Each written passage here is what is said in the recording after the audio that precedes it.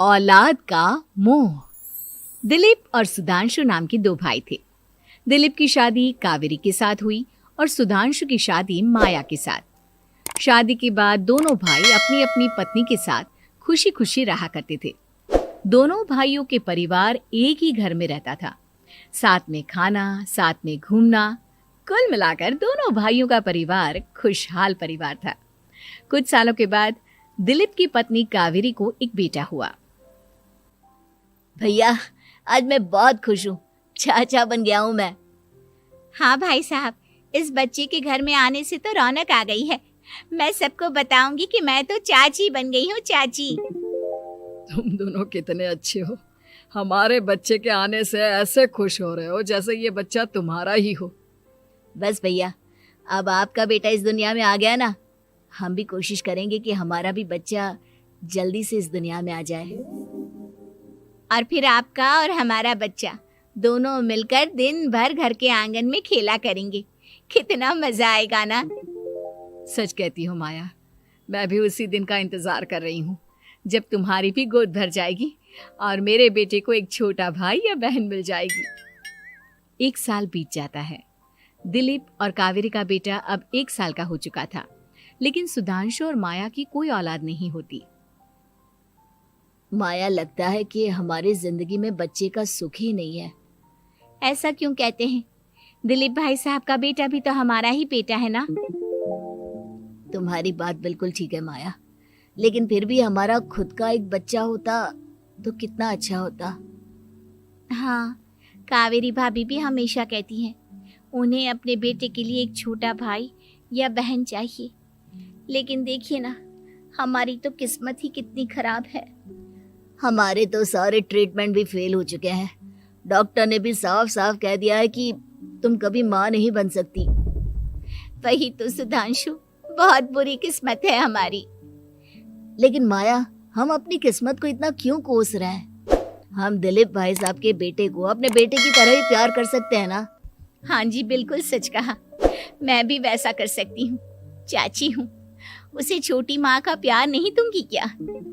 कुछ दिनों के बाद दिलीप का एक दोस्त दिलीप से मिलने के लिए आता है। अरे क्या बात है दिलीप, बधाई हो बधाई। और घर तो काफी बड़ा है तुम्हारा। वैसे तुमने अपने बेटे के बारे में क्या सोचा है? भैया, और क्या सोचेंगे, बस उसे पढ़ा लिखा कर अफसर बनाएंगे, उसकी पढ़ाई पर खर्च करेंगे। अरे भाभी, आपकी तो इतनी सारी प्रॉपर्टी है, आपको किस बात की चिंता? ले देकर एक बेटा ही तो है। अरे नहीं दोस्त, तुम गलत समझ रहे हो। इस घर में मैं और मेरा छोटा भाई दोनों रहते हैं। इस घर का आधा हिस्सा मेरे छोटे भाई का है। अच्छा, कितने बच्चे हैं तुम्हारे छोटे भाई के? भैया, उनके साथ ना कुछ प्रॉब्लम है। मेरी देवरानी कभी माँ नहीं बन सकती। अरे फिर किस बात की चिंता? अरे मैं तो कहता हूँ अपने बेटे के भविष्य के बारे में सोचिए ही मत। बस ये घर उसके नाम करवा दीजिए। देखिए, आपके भाई का भी कोई बच्चा नहीं है तो सब कुछ आपके बेटे को ही मिलना चाहिए। लेकिन ऐसा करना क्या सही होगा? अगर उनका बच्चा नहीं है तो क्या हुआ? ये घर आधा उनका है, उनकी जो मर्जी है वो करे। अरे कैसी बात करते हो? उनकी कोई औलाद नहीं है, वो क्या करेंगे प्रॉपर्टी अपने नाम रखकर? हाँ, वैसे भाई साहब आपकी बात तो बिल्कुल सही है। अब जो कुछ भी है वो हमारे बेटे का ही तो है। आखिर वही तो इस घर के वंश को आगे बढ़ाएगा। मैं कल ही देवर जी से बात करती हूँ। अगले दिन सुधांशु और माया, इधर आओ। तुम दोनों से एक बहुत जरूरी बात करनी है मुझे। बताइए ना भाभी, क्या बात है? आपको कहीं जाना है तो आप अपने बेटे को मेरे पास छोड़कर जाइए। मैं ही पूरा दिन रख लूंगी उसे। अरे नहीं माया, वो तो मुझे पता है। मैं किसी और चीज के बारे में बात करना चाहती हूँ। बताइए ना भाभी, क्या बात है? देखिए देवर जी, आपका कोई बच्चा है नहीं, लेकिन मैं जानती हूँ कि आप हमारे बेटे को अपने बेटे की तरह ही प्यार करते हैं। भाभी, बेटी की तरह नहीं, वो हमारा ही बेटा है। मेरे लिए तो वो मेरा ही बच्चा है। वही तो फिर क्यों ना ये सारी प्रॉपर्टी हम मेरे बेटे के नाम करवा दे, क्योंकि तुम्हारा हो या मेरा, हम सबका एक ही तो है बेटा। लेकिन भाभी, अभी तो वो सिर्फ 1 साल का है। अभी से प्रॉपर्टी उसके नाम करवाने का क्या मतलब है? देखिए देवर जी, जो काम जितना जल्दी हो जाए ना उतना अच्छा। आने वाले वक्त का क्या भरोसा। भाभी भरोसा क्यों नहीं, हम तो हमेशा आपके बेटे को माँ बाप की तरह ही प्यार करेंगे। हाँ, लेकिन फिर भी मैं चाहती हूँ कि ये सारी प्रॉपर्टी मेरे बेटे के नाम हो जाए। अब मुझे नहीं लगता तुम दोनों को इसमें कोई भी परेशानी होगी, है ना? भाभी वैसे तो आप जो कह रही हैं वो बहुत जल्दबाजी है, लेकिन फिर भी अगर आपको ऐसा लगता है तो ठीक है, कल ही प्रॉपर्टी के पेपर बनवा लीजिए, मैं और माया उस पर साइन कर देंगे। इस तरह से अगले दिन प्रॉपर्टी के पेपर बनवाकर सारी प्रॉपर्टी दिलीप और कावेरी के बेटे के नाम पर करवा दी जाती है। कुछ दिनों के बाद सुधांशु, सुबह सुबह ये कौन लोग आ गए हैं तुम्हारे घर पर? भैया वो ऊपर वाला कमरा खाली पड़ा था ना, सोच रहा था किराएदार रख देता हूँ। लेकिन किराएदार रखने से पहले आपने हमसे पूछा भी नहीं। भाभी इसमें आपसे पूछने वाली क्या बात थी, हमें एक ही कमरे की जरूरत थी, इसलिए सोचा दूसरा कमरा किराए पर दे देते हैं, कुछ इनकम हो जाएगी। अरे माया, ये सारी प्रॉपर्टी अब मेरे बेटे के नाम पर है और यहाँ पर जो कुछ भी होगा उसके लिए तुम्हें मेरी या दिलीप की परमिशन तो लेनी पड़ेगी ना। हाँ सुधांशु, तुम्हारी भाभी ठीक ही तो कह रही है।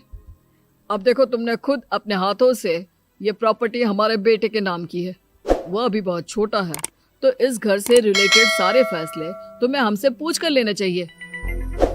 भाभी हमें तो लगा था कि आप हम लोगों से बहुत प्यार करती हैं, लेकिन आप तो हमारे साथ भेदभाव करने लगी। अरे, इसमें भेदभाव करने वाली क्या बात है? और मैंने कौन सा तुमसे कुछ गलत मांग लिया? अरे ले देकर मेरा बेटा इकलौता इस पूरे वंश का वारिस है, सब कुछ उसके नाम है। तुम्हें इस बात से जलन क्यों हो रही है? भाभी माया को जलन नहीं हो रही, वो तो बस ऐसे ही कह रही थी। सब जानती हूँ मैं, इसकी खुद की तो कोई औलाद पैदा नहीं हुई, बस इसीलिए जब देखो तब मेरे बेटे पर बुरी नजर डालती रहती है।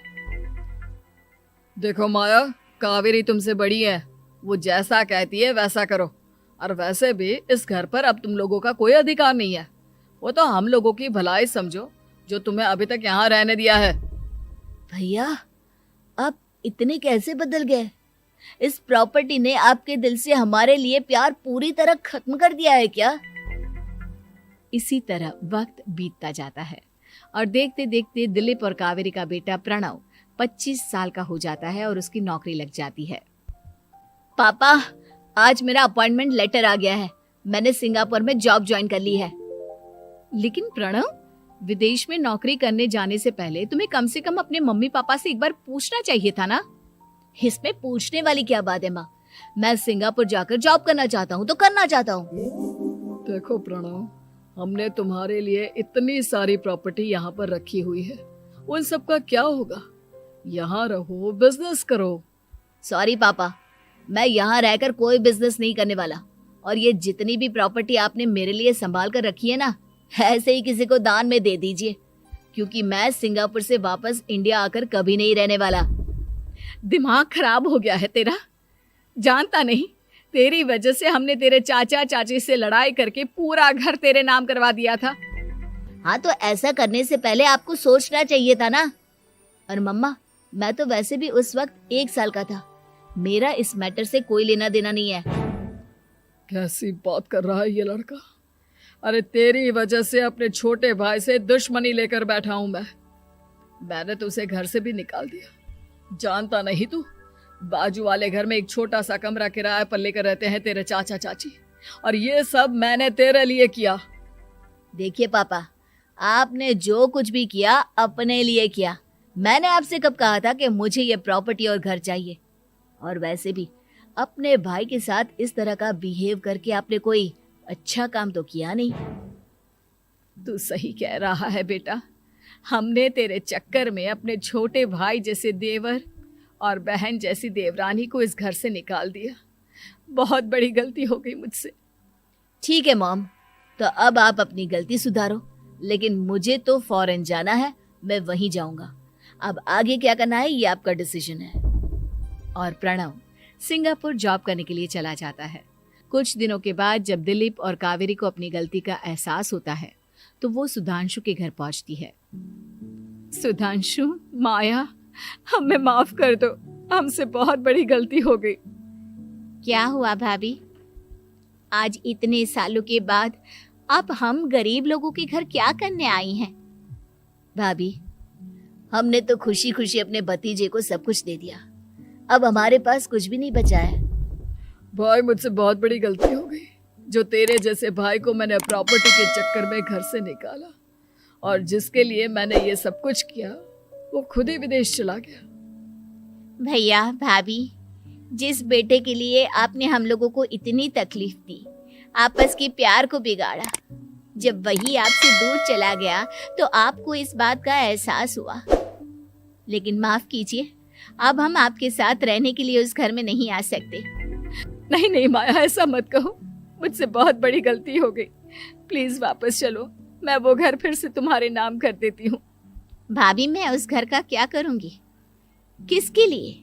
मेरा कोई बच्चा नहीं, मैं तो बस जिंदगी भर आप लोगों के साथ प्यार से रहना चाहती थी, प्रणव को अपने बेटे की तरह प्यार करना चाहती थी, लेकिन आपने मुझसे वो अधिकार छीन लिया। भाभी और भैया, एक सवाल पूछना चाहता हूँ आप लोगों से। जो बच्चा कुछ ही दिन पहले दुनिया में आया हो, जिस बच्चे के भविष्य का आपको पता ही ना हो, उसके लिए अपने पुराने रिश्तों को तोड़ देना, अपने सगे रिश्तेदारों से दुश्मनी मोल लेना, उनके साथ झगड़ा करना, उनकी बेइज्जती करना, क्या ये सही है? कम से कम हमें सही वक्त का इंतजार तो करना चाहिए ना। सिर्फ प्रॉपर्टी के लिए अपने सगे भाई को घर से निकाल दिया, वो भी अपने 1 साल के बेटे के लिए। क्या ये वाकई में सही था? जवाब दीजिए मेरी बात का।